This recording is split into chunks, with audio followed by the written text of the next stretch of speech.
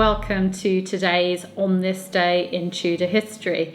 I'm Claire Ridgway, I'm a history author and I also run the Tudor Society and the Anne Boleyn Files websites. Before we start today, I just want to do a shout out for a Tudor history lover. Just over my shoulder, somewhere over there, you'll see there's a lovely Anne Boleyn cross stitch along with a bee necklace decoration. My dear friend Tara sent those to me for the 10th anniversary of the Anne Boleyn Files. So I just want to do a shout out for Tara, for Nick, for Ryan and Louisa. And Ryan likes watching me on telly, so a special hello to Ryan and Louisa. Okay, on to Tudor history. Now, today I'm going to look at a Catholic martyr. I've already done, since we started the year, some Protestant martyrs, people that were executed for their Protestant faith. But today we've got a Catholic martyr.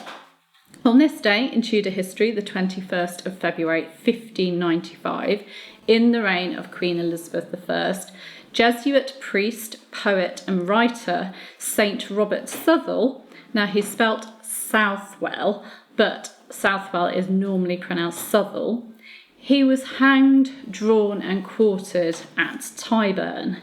In his book Memoirs of Missionary Priests, Bishop Richard Challoner explains that Southwell was sent to the English College at Douai, which is the famous Catholic seminary, when he was young. He then moved to Rome, where he became a Jesuit at the age of just 16. Now, he returned to England in around 1584, some sources say 1586, so he was in his 20s then, and he was sent on a mission to England as a Jesuit priest with the aim of converting people back to what obviously he thought was the true faith, Catholicism. Now, he was sent along with Henry Garnet. Now, you might recognise that name if you watched Gunpowder, the wonderful series with Kit Harington as Robert Catesby, which was all about the Gunpowder Plot, or if you know about the Gunpowder Plot, because Henry Garnet was the priest who would be executed for his part in the Gunpowder Plot of 1605. So Southwell and Garnet go to England on this mission to convert people to Catholicism. Southwell became the chaplain of Anne Howard, Countess of Arundel, so quite an important position. But in 1592, while he was visiting someone in Harrow, he was betrayed to, the government and arrested. And he was tortured by another name that you might know, Richard Topcliffe. Now, Topcliffe was Queen Elizabeth's famous priest hunter, I guess you'd call him, and also a famous torturer. Famous for torturing. And Southwell was imprisoned in the Tower of London under the kind of supervision of Topcliffe. Apparently, the cell that he was given, or the dungeon that he was given in the Tower of London, was so disgustingly dirty that when he was brought out to be interrogated, perhaps that's interrogated in inverted commas because tortured probably, his clothes were absolutely crawling with vermin. And by vermin, I think Bishop Challoner probably means lice and fleas. I don't think he had rats dropping off him, but you never know. Now, Southwell's father actually pleaded with Queen Elizabeth I to give him better lodgings because of the state that he was in. And she actually did do that, so at least he had an improvement in his lodgings. But Challoner writes that during his 3 years of being in the tower, that Southwell was racked at 10 several times before it was decided eventually that he should be executed. After it was decided that he'd be executed, he was moved from the tower to Newgate, which is another prison in London. And there, apparently, he was thrown into limbo. Now, I looked at what limbo, what that means. And apparently, it was a very deep hole, or the prison's deepest cell. So, not good.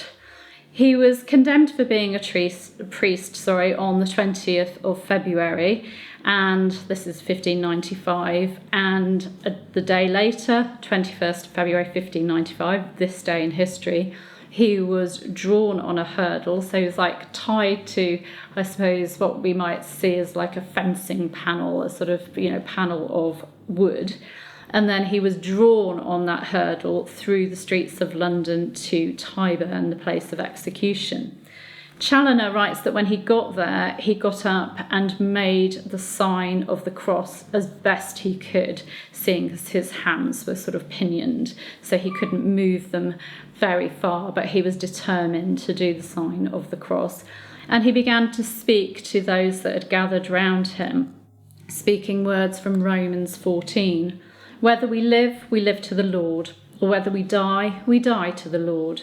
Therefore, whether we live or die, we belong to the Lord.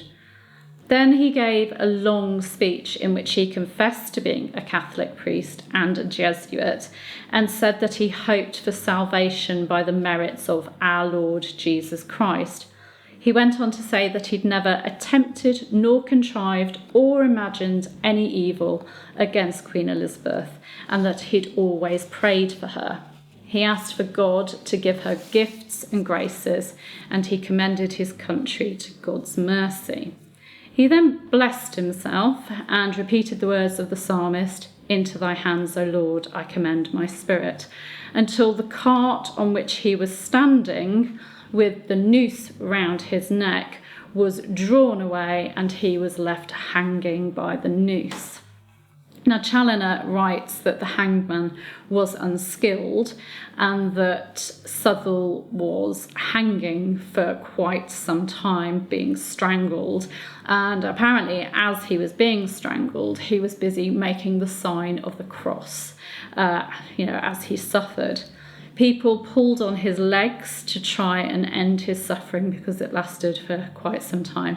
And eventually he died, which is good because quite often people were actually, the whole idea of being hanged, drawn and quartered, perhaps I should have given a warning before this, but now's your warning because I'm going to sort of explain what that means.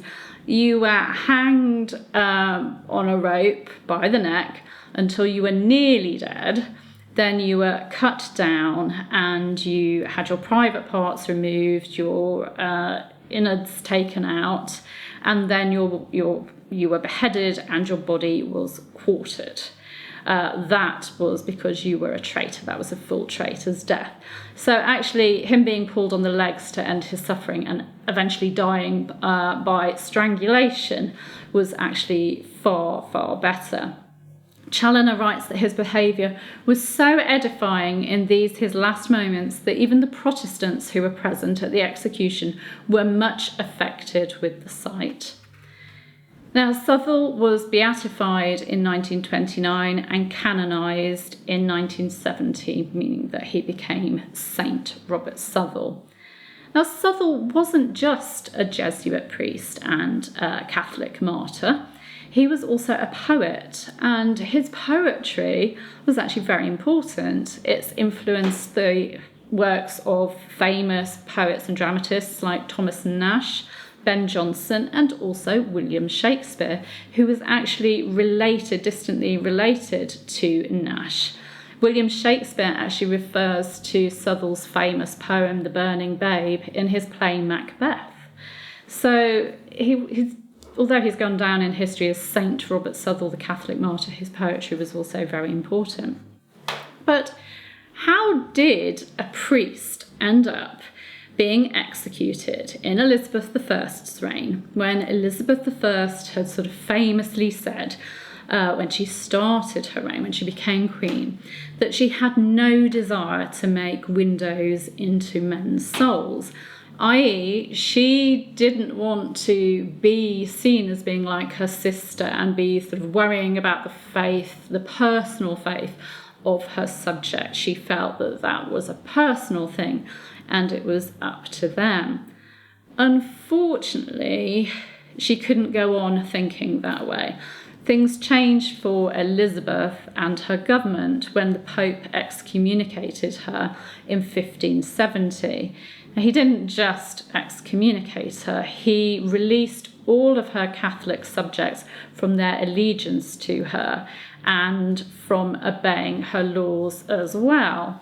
So he put Catholics in England in an impossible situation, because even if they were sort of quite happy being Catholic and, Protestant services going on around them, and they loved their Queen and wanted to obey the laws, they were now put in this horrible position where they were torn between the Pope, who obviously was, for them, the representative of God on earth, and their Queen. So loyalty to the Pope or to the Queen. It must have been such an awful situation. And also with the fact that he was kind of calling on them almost to sort of rebel against Elizabeth, because he was, telling them that they had no loyalty or allegiance to her and they didn't have to obey her laws.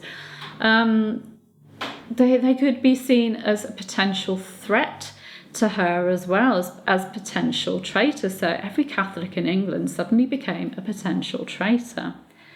And in 1584, the Act against Jesuit seminary priests and such other like disobedient persons was passed. Jesuit priests were given a certain time period to get out of the country. Jesuits who chose to stay or who came into the country from that time onwards and who didn't swear an oath to the Queen were therefore guilty of high treason. And those people who harboured these priests who weren't obeying the laws by swearing the oath or leaving the country could also get into trouble. Nearly 200 people were executed as Catholics in Elizabeth I's reign.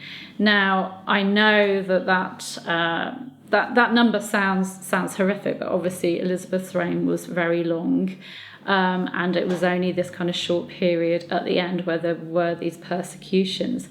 But, we think of Elizabeth I's reign as a golden age. That's how it's gone down in history, this Virgin Queen, Gloriana, this golden age that she heralded in. But her reign the end of her reign wasn't a golden age for her Catholic subjects.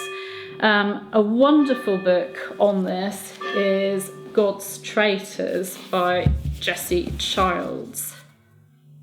Now, this is actually, I would say, one of my favourite ever history books. All of the history books, not just the Tudor period, but all of the history books I own, this definitely comes into my top 10, probably my top 5. It's God's Traitors, Terror and Faith in Elizabethan England. And it looks at the Catholics in Elizabeth's reign, looking at particular families such as the Vaux family and how is it the Vaux family actually? I think it might be pronounced as Vox, I can't remember. Yes, Vaux family. And it looks at how they coped. It looked at people that harboured priests, people that were Catholics.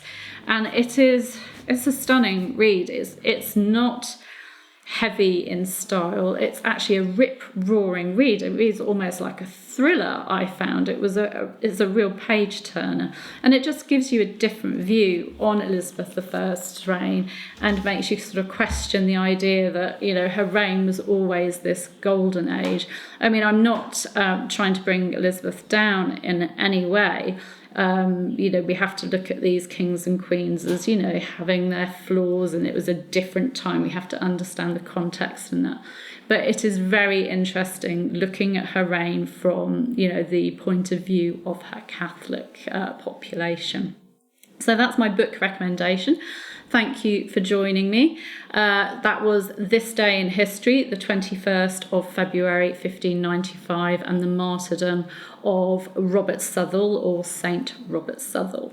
Now, you can subscribe to this channel by using that button just around about there, and you can, of course, hit the bell to be notified of new videos. I'm so glad you're enjoying these daily videos. Have a great day. Take care. Bye.